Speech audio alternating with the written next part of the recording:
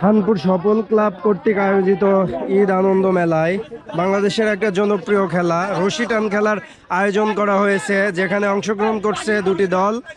একটা হচ্ছে অবিবাহিত এবং অপরপক্ষ হচ্ছে বিবাহিত। তো দেখা যাক কারা হয় আজকের উইনার। তো আমরা এখন দেখব বিবাহিত বনাম অবিবাহিতদের মধ্যে রশি টান খেলা।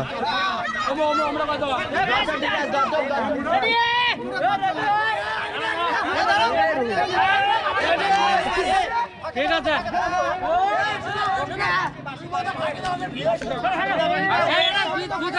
দেখা যাক কে হয় আজকের বিজয়ী।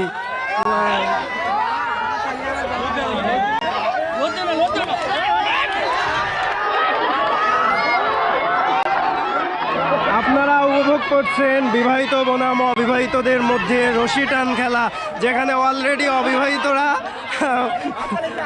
এগিয়ে আছে। এখানে যারা অংশগ্রহণ করছে তারা অবিবাহিত, আর এই পাশে যারা অংশগ্রহণ করছে তারা বিবাহিত।